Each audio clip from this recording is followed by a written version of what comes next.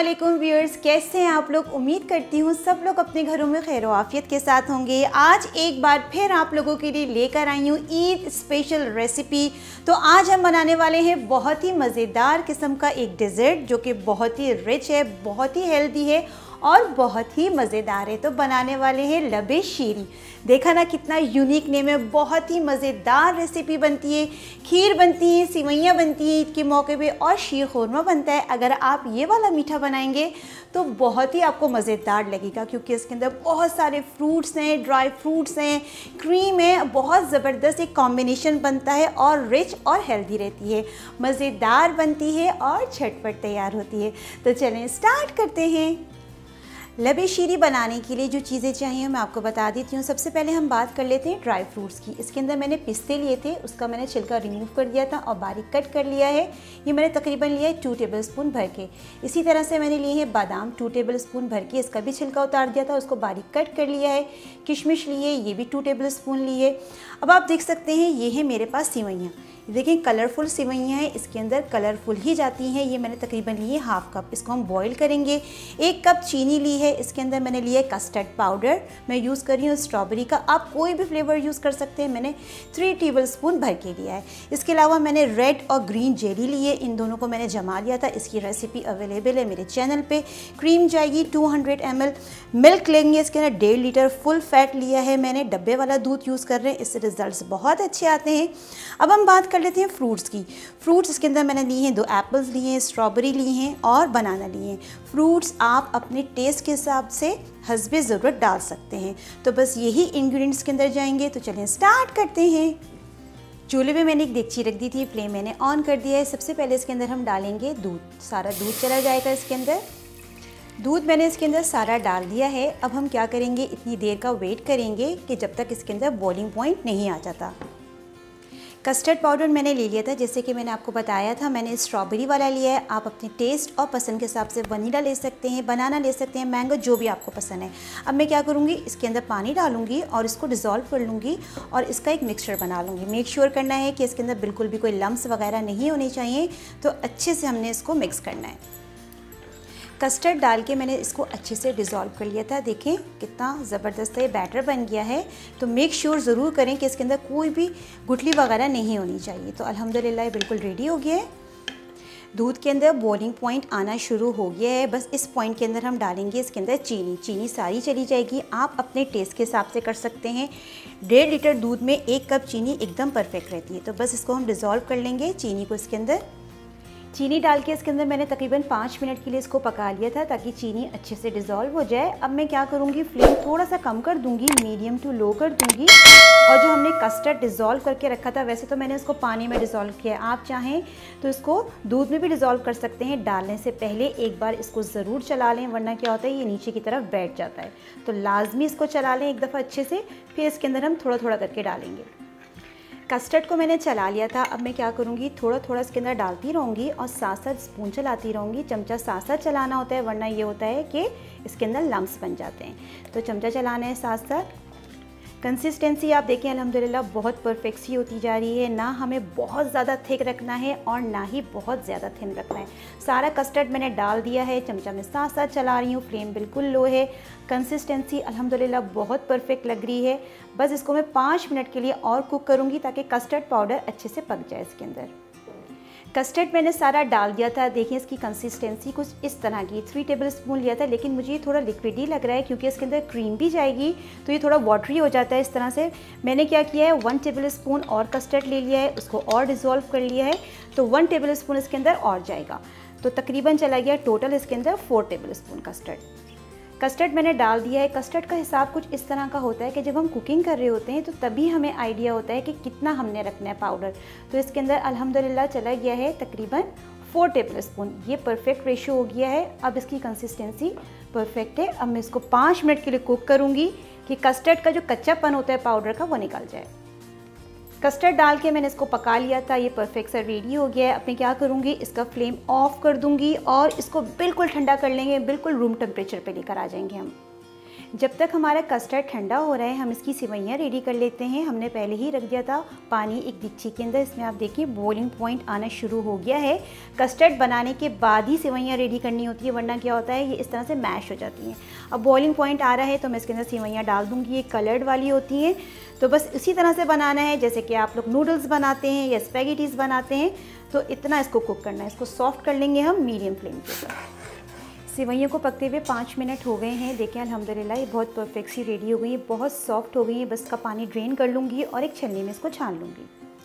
Custard को मैंने काफ़ी हद तक ठंडा कर लिया है, लेकिन अभी इसमें और गुंजाइश है ठंडा होने की, तो मैंने सोचा क्यों ना एक बड़े बोल में इसको शिफ्ट कर लिया जाए। देखें जैसे जैसे ठंडा और इसकी कंसिस्टेंसी देखें थिक होती जा रही है। बोल में मैंने शिफ्ट कर लिया है ताकि ये जल्दी से ठंडा हो जाए। देखिए जैसे जैसे ठंडा हो रहा है इसकी कंसिस्टेंसी गाढ़ी होती जा रही है। तो बस मैं इसको सारा डाल दूँगी।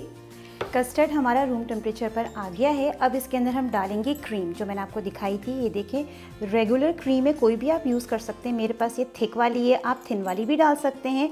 तो ये मैं डाल दूँगी। आप अपनी टेस्ट के हिसाब से कम ज़्यादा कर सकते हैं। मैं 200 ml यूज़ कर रही हूँ। अगर आपको और रिच चाहिए तो आप 400 ml भी डाल सकते हैं। बस सारी क्रीम डाल के इसको अच्छे से मिक्स करना है हमने। क्रीम मैंने इसके अंदर डाल दी थी। अब हमें इसकी अच्छे से मिक्सिंग करनी है ताकि क्रीम और ये जो कस्टर्ड हमने बनाया है यकजान हो जाए। तो मिक्सिंग इसकी हमें अच्छे से करनी है। मिक्सिंग मैंने बहुत अच्छे से कर ली है। देखें कितना फाइन सा एक टेक्सचर आ गया है। देखें बिल्कुल कोई लंप वगैरह कोई भी नहीं दिख रहा है, स्मूथ टेक्सचर होना चाहिए। अल्हम्दुलिल्लाह ये रेडी हो गया है। अब हम इसके अंदर सारी चीज़ें जो हमने रेडी करके रखी हैं एक एक करके मिक्स करते जाएंगे। मिक्सचर हमारा रेडी हो गया था। सेवइयाँ भी अल्हम्दुलिल्लाह हमारी परफेक्ट सी रेडी हो गई। देखिए हमने साथ साथ बनाई थी, तो देखें कितनी खिली खिली बनी है। अगर मैं पहले से बना के रख ली थी तो ये इस तरह से बन जाती है, कंपाउंड फॉर्म में आ जाती। तो इस तरह से हमें नहीं करना था, साथ साथ बनानी है। तो सेवइयाँ चली जाएंगी इसके ऊपर, बहुत अच्छी लगती हैं, रंग बिरंगी खूबसूरत सी। तो सारी डाल देंगे इसके अंदर। सेवइयाँ मैंने डाल दी थी। डालने के बाद स्पून की मदद से हल्के हाथ से पहले हम इसको अच्छे से मिक्स कर लेंगे। देखिए माशाल्लाह कितना खूबसूरत लग रहा है, कलरफुल सा बनता जा रहा है अल्हम्दुलिल्लाह। बस पहले इसको अच्छे से हमने मिक्स करना है। सेवइयाँ डाल के अच्छे से मिक्स कर लिया था। अब इसके अंदर हम डालेंगे ड्राई फ्रूट्स। इसके अंदर मैं सबसे पहले डाल दूँगी बादाम, थोड़े से गार्निशिंग के लिए भी रोकेंगे। थोड़े इसके अंदर मैंने डाल दिए हैं, थोड़े रोक लिए हैं जो कि हम एंड में यूज़ करेंगे। इसी तरीके से इसके अंदर मैंने पिस्ते डाल दिए हैं, थोड़े से रोक लूँगी एंड के लिए।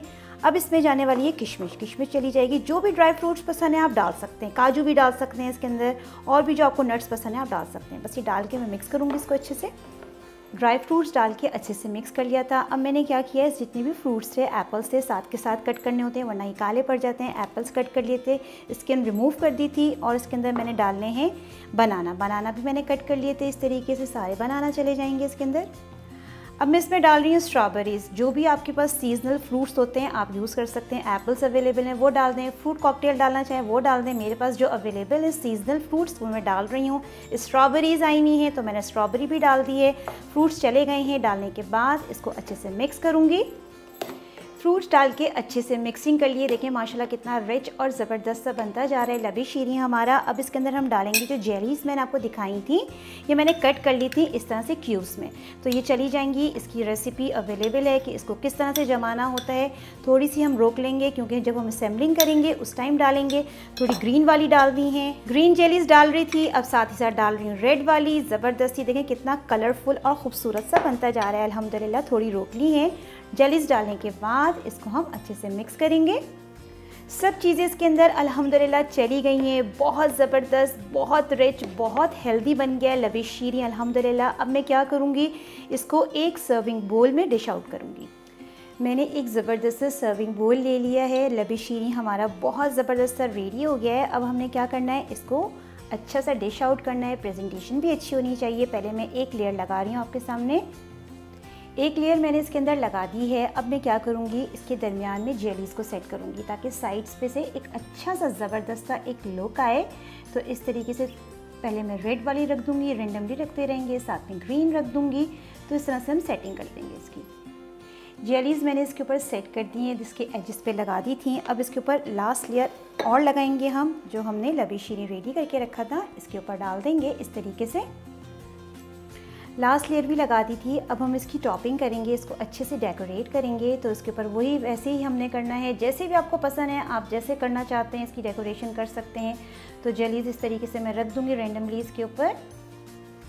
जेलीज मैंने इसके अराउंड लगा दी थी। अब मैं इसके ऊपर डाल रही हूँ बादाम, जो कि हमने रोक के रखे थे। गार्निशिंग में ऊपर डालेंगे, अच्छे लगते हैं। बादाम चले जाएंगे, साथ में इसके अंदर पिस्ते भी जाएंगे, जो कि बहुत कलरफुल और खूबसूरत लगते हैं। दरमियान में मैं डाल दूँगी पिस्ते इस तरीके से। लबी शीरी अल्हम्दुलिल्लाह परफेक्ट सा रेडी हो गया। आपने देखा ज़बरदस्ती मैंने इसकी सर्विंग बनाई है, एक बड़े बोल में सर्व किया है। 1 सर्विंग भी बनाई है। बहुत कलरफुल, बहुत खूबसूरत और बहुत ही मज़ेदार और रिच रेसिपी रेडी हो गई अल्हम्दुलिल्लाह। मज़ेदार किस्म का हमारा लबी शीरी अल्हम्दुलिल्लाह परफेक्ट सा रेडी हो गया। आपने देखा मैंने कितना ज़बरदस्त बनाया है, ईद स्पेशल बनाया है, बहुत ही कलरफुल है। बच्चों को तो ये बहुत ही पसंद आने वाला है। जेलीज इस्तेमाल करिए, फ्रूट इस्तेमाल करें, झटपट रेडी किया। इस ईद पे ज़रूर ट्राई कीजिए और खूब सारी दात वसूल कीजिए अपने मेहमानों से। बहुत मज़ेदार बनता है और झटपट रेडी हो जाता है। इसको ट्राई कीजिए। ट्राई करने के बाद मुझे कमेंट सेक्शन में ज़रूर बताइए कि आपका लबी शीरी कैसा बना है।